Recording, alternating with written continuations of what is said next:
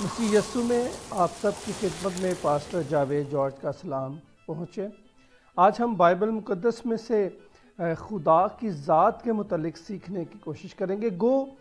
ہم اس طور اسے نہیں جان سکتے جس طور ہے، کیونکہ وہ ہمارے ادراک سے پرے ہے۔ تاہم جو کچھ خدا نے اپنی ذات کے متعلق بائبل مقدس میں ہمارے لیے رکھا ہے، ہمیں بتایا ہے، ہم اس کی روشنی میں اسے جاننے کی کوشش کریں گے۔ بائبل مقدس میں سب سے پہلا لفظ جو استعمال ہوا ہے وہ خدا ہے، اور یہ پیدائش پہلا باب اس کی پہلی آیت ہے۔ وہاں لکھا ہے خدا نے ابتدا میں زمین و آسمان کو پیدا کیا، آمین۔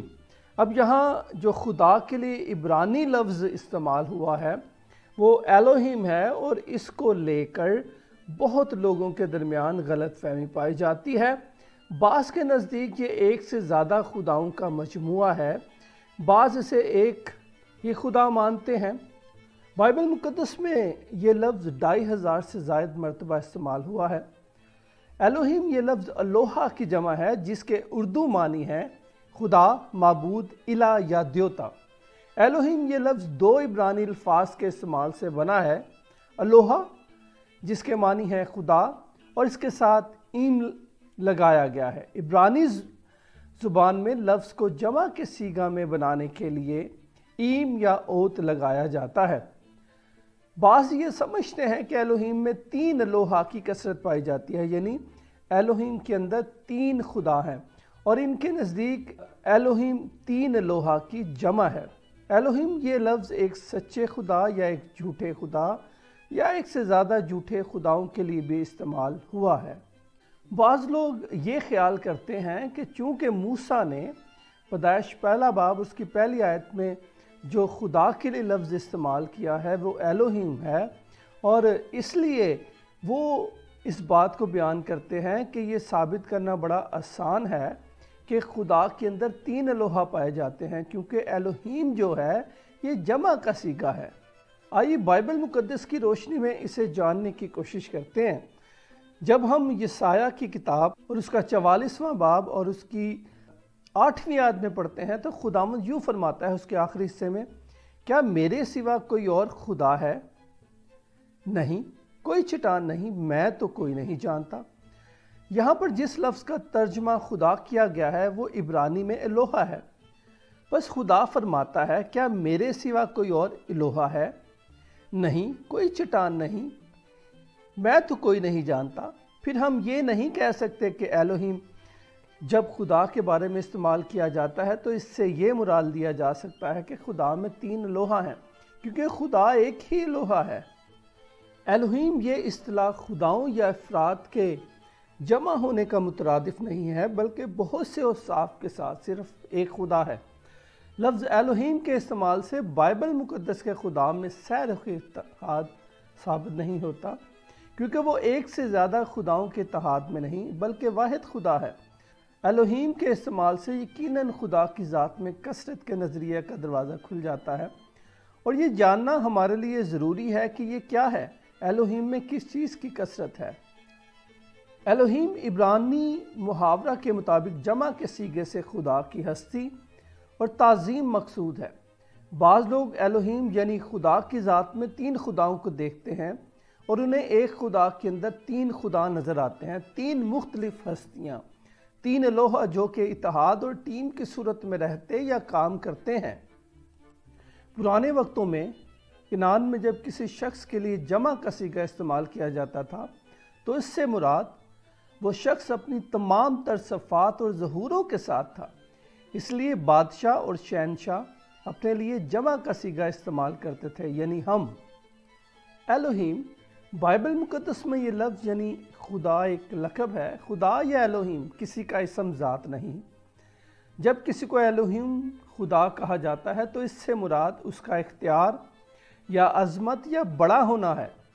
بائبل مقدس میں ہمارا ایلوہیم یعنی ہمارا خدا کثرت کی شکل میں واحد تصور ہے۔ وہ قادر مطلق ہے اور تمام طاقتوں کا مجموعہ ہے، اور یہ اس کی عظمت کی کثرت کا اظہار ہے۔ وہ ساری فطرت میں ہمیں نظر آتا ہے۔ بھائی برانم بڑی خوبصورت بات کہتے ہیں، اگر آپ کو فطرت میں خدا نظر نہ آئے تو جائیے بائبل مقدس دوبارہ پڑھیں اور پھر آئیں۔ اس بات کو بیان کرنے کے لیے پولس رسول نے بڑی خوبصورت بات کہی۔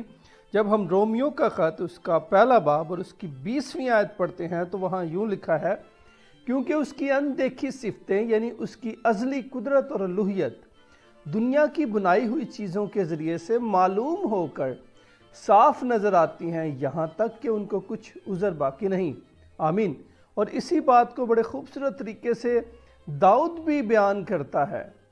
جب داؤد نے پوری کائنات کے اندر، نیچر کے اندر خدا کو دیکھا تو اس نے خوبصورت بیان دیا۔ زبور 19 اس کی پہلی آیت، آسمان خدا کا جلال ظاہر کرتا ہے اور فضا اس کی دستکاری دکھاتی ہے، اور اس نے اس مکاشفہ کو جانا کہ وہ الوہیم ہے، اس کے اندر کثرت پائی جاتی ہے، اس کی صفات کی کثرت ہے، اور وہ ہمارا عظیم قادر مطلق الوہیم ہے۔ اور جب ہم بائبل مقدس میں لفظ الوہیم کو دیکھتے ہیں یعنی خدا، مشترکہ لقب ہے۔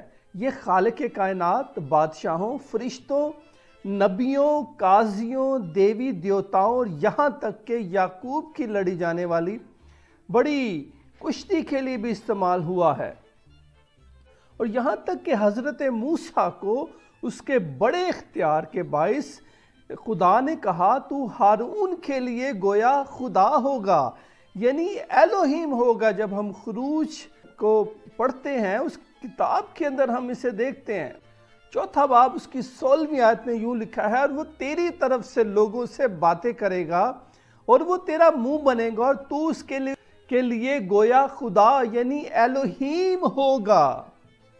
میرے عزیزو یاد رکھیے، یہودی جب بھی الوہیم کا ترجمہ کرتے ہیں تو وہ اس کا ترجمہ ایک خدا کرتے ہیں، خداؤں نہیں کرتے ہیں۔ بعض علماء داعش پہلے باب کی پہلی آیت کو الوہیم کے باعث یوں بھی پڑھتے ہیں کہ خداؤں نے ابتدا میں زمین و آسمان کو پیدا کیا، تاہم یہودی اسے ایک خدا پڑھتے ہیں اور وہ جانتے ہیں کہ الوہیم ایک ہی یہوہ خدا ہے۔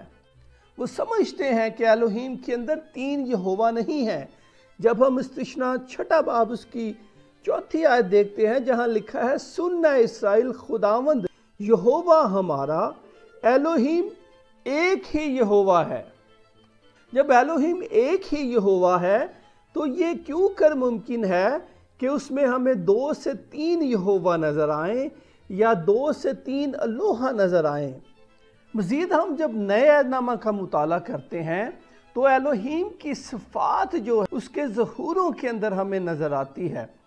جب ہم افسیوں 4 باب کی 5ویں اور 6ٹھی آیت پڑھتے ہیں تو اس میں ہمیں ہمارے خدا کے متعلق جاننے کے لیے بڑی وضاحت ملتی ہے۔ یہاں لکھا ہے، ایک ہی خداوند ہے، ایک ہی ایمان ہے، ایک ہی بپتسمہ ہے۔ اور پھر 6ٹھی آیت میں اس کے ظہوروں کا بیان ہے، اور سب کا خدا اور باپ ایک ہی ہے جو سب کے اوپر اور سب کے درمیان اور سب کے اندر ہے۔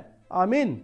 جب پالوس یہ بیان کرتا ہے کہ ہمارا خدا سب کے اوپر ہے تو وہ عہد عتیق میں اس کی باپ کی صفات کو بیان کرتا ہے، جب وہ آگ کے ستون میں اور خداوند کے فرشتہ کی صورت میں اپنے لوگوں کے ساتھ جڑا رہا، اور پھر اس کے بعد وہ جب یہ بیان کرتا ہے خدا ہمارے درمیان تو وہ عہد جدید کی بات کرتا ہے، یعنی خداوند یسوع مسیح کی زمینی خدمت، بیٹے کی بات کرتا ہے۔ اور جب وہ یہ بیان کرتا ہے کہ خدا ہمارے اندر، تو وہ روح القدس کی صورت میں خدا کے متعلق بیان کرتا ہے جو غیر اقوام کی کلیسیا کا زمانہ ہے۔ یہاں ہمیں ایک ہی خدا، ایک ہی الوہیم 3 ظہوروں کے اندر نظر آتا ہے تاکہ نجات کے منصوبے کی تکمیل ہو سکے۔ اسی لیے اس نے بپتسمہ کے بارے میں کہا کہ ایک نام سے بپتسمہ دیا جائے، کیونکہ ہمارے الوہیم میں 2 یا 3 الوہا نہیں، فقط ایک ہے۔ اسی لیے متی 28:19 میں ہم پڑھتے ہیں کہ نام میں بپتسمہ دینا، نہ کہ ناموں میں۔ اور پھر جب ہم اعمال کی کتاب پڑھتے ہیں تو شاگردوں نے جب اپنے خداوند کے حکم کو مانا تو ان کے سامنے تصور خدا جو تھا وہ بڑا واضح تھا۔ تصور خدا بالکل ویسا ہی تھا جیسے عہد عتیق میں تھا، یعنی الوہیم ایک واحد خدا جس کے اندر اس کی صفات اور ظہوروں کی کثرت پائی جاتی ہے۔ خداوند اس کلام کے وسیلہ سے آپ کو برکت بخشے، آمین۔